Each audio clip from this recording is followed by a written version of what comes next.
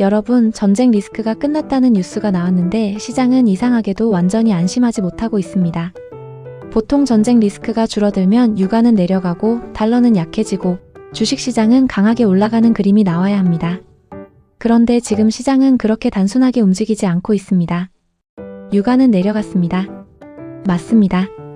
중동 리스크가 완화되면 가장 먼저 반응하는 게 유가니까요. 그런데 주식시장은 시원하게 뻗지 못했고 달러는 다시 강해졌고 투자자들은 여전히 조심스러운 태도를 보이고 있습니다. 그럼 여기서 질문이 하나 생깁니다. 전쟁이 끝났다면 시장은 왜 아직 불안할까? 오늘은 이걸 봐야 합니다. 지금 시장이 보는 건 전쟁 종료 그 자체가 아닙니다. 시장이 진짜 보고 있는 건 세 가지입니다. 유가가 정말 안정될 수 있는지, 달러와 금리가 다시 시장을 누를지, 그리고 주식으로 들어오는 돈이 너무 한쪽으로 쏠리고 있는 건 아닌지입니다. 먼저 첫 번째 유가입니다. 미국과 이란 사이에서 평화 기대감이 커지면서 유가는 한때 크게 내려갔습니다. 호르무즈 해협을 둘러싼 긴장이 완화되면 원유 공급, 차질 우려가 줄어들기 때문에 유가가 내려가는 건 자연스러운 반응입니다. 문제는 유가가 내려갔다는 사실 하나만 보고 안심하면 안 된다는 겁니다. 유가가 내려간 이유가 정말 수급이 완전히 안정됐기 때문인지 아니면 시장이 일단 평화 기대감을 먼저 가격에 반영한 것인지 구분해야 합니다.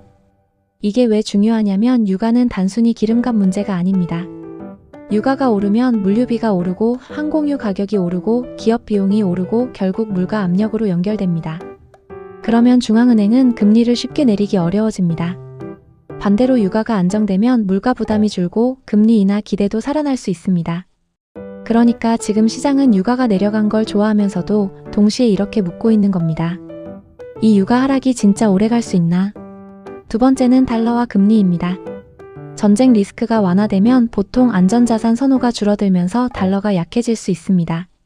그런데 이번에는 달러가 다시 강해지는 흐름이 나왔습니다. 왜냐하면 시장이 전쟁만 보는 게 아니라 연준의 태도도 같이 보고 있기 때문입니다. 연준이 인플레이션을 아직 강하게 경계하고 있고 금리 인하 기대가 뒤로 밀리면 달러는 쉽게 약해지지 않습니다. 이게 한국 시장에는 꽤 중요합니다. 달러가 강해지면 원달러 환율이 다시 불안해질 수 있습니다. 환율이 올라가면 외국인 입장에서는 한국 주식을 살 때 부담이 생깁니다. 주가가 올라도 환차손이 나면 실제 수익이 줄어들 수 있기 때문입니다. 그리고 환율이 높아지면 한국은행도 금리를 쉽게 내리기 어렵습니다. 금리를 내리면 원화 약세 압력이 커질 수 있기 때문입니다. 즉, 전쟁 리스크가 줄었다고 해서 바로 금리 인하, 유동성 확대, 주식시장 상승으로 이어지는 게 아닙니다. 달러와 금리가 같이 풀려야 시장이 진짜 편해집니다. 세 번째는 자금 흐름입니다. 여기서 흥미로운 게 있습니다. 시장은 불안하다고 말하면서도 돈은 다시 주식으로 들어오고 있습니다. 이 말은 투자자들이 완전히 도망가고 있는 시장은 아니라는 뜻입니다. 하지만 중요한 건 돈이 어디로 들어가고 있느냐입니다. 지금 돈은 넓게 퍼지는 게 아니라 기술주, AI, 반도체 쪽으로 강하게 몰리고 있습니다. 이건 좋은 신호이면서 동시에 위험 신호이기도 합니다. 왜냐하면 주도주가 있다는 건 시장을 끌고 갈 힘이 있다는 뜻입니다. 그런데 너무 한쪽으로 몰리면 작은 악재에도 조정이 크게 나올 수 있습니다. 특히 한국 시장은 이 부분이 더 중요합니다. 한국 증시는 지금 반도체가 핵심입니다. SK하이닉스, 삼성전자, HBM, AI 서버, 데이터 센터 투자 이런 키워드가 시장을 끌고 있습니다. 문제는 시장이 너무 반도체 하나에 기대고 있다는 겁니다. 반도체 업황이 좋아지는 건 맞습니다. AI 데이터 센터 투자는 계속되고 있고 HBM 공급 부족 이야기도 이어지고 있습니다. 그런데 주가가 이미 많이 오른 상태에서 기대가 너무 앞서가면 실적이 좋아도 주가가 쉬어갈 수 있습니다. 시장은 항상 미래를 먼저 반영합니다. 좋은 뉴스가 나왔는데 주가가 더 오르지 못하는 경우가 있습니다. 그건 뉴스가 나빠서가 아니라 이미 좋은 뉴스가 가격에 들어가 있었기 때문입니다. 그래서 지금 한국 시장을 볼 때는 단순히 반도체가 좋다, 나쁘다로 보면 안 됩니다. 반도체는 여전히 핵심입니다. 하지만 지금부터는 얼마나 더 좋아질 수 있느냐, 그리고 그 기대가 주가에 얼마나 반영됐느냐를 같이 봐야 합니다. 여기서 오늘의 핵심이 나옵니다. 지금 시장은 전쟁이 끝났냐, 안 끝났냐만 보는 시장이 아닙니다. 시장은 그 다음을 보고 있습니다. 유가가 정말 안정될 수 있는가? 달러와 금리가 다시 내려올 수 있는가? 주식으로 들어오는 돈이 건강하게 퍼지고 있는가? 반도체 쏠림이 더 이어질 수 있는가?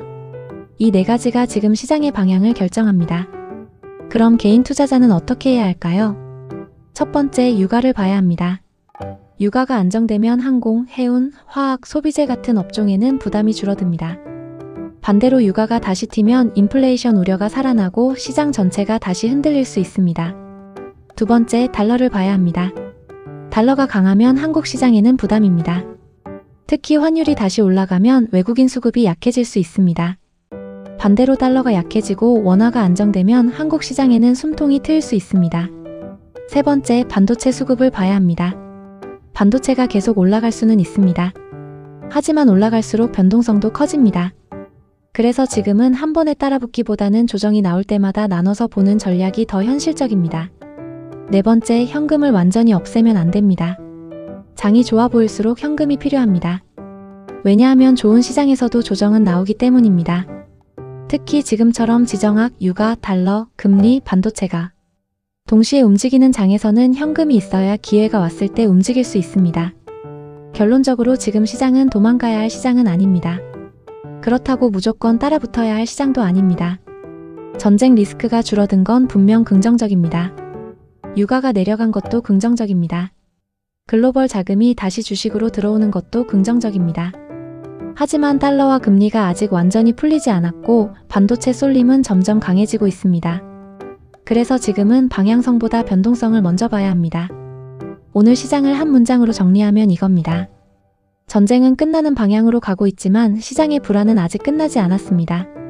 그래서 지금은 유가, 달러, 금리, 반도체 이 네 가지를 같이 봐야 합니다. 하나만 보고 투자하면 시장을 너무 단순하게 보는 겁니다. 지금 필요한 건 공포도 아니고 흥분도 아닙니다. 좋은 자산은 계속 보되 이미 많이 오른 자산은 조정 구간을 기다리고 현금은 일정 부분 남겨두는 것. 그게 지금 시장에서 가장 현실적인 전략입니다.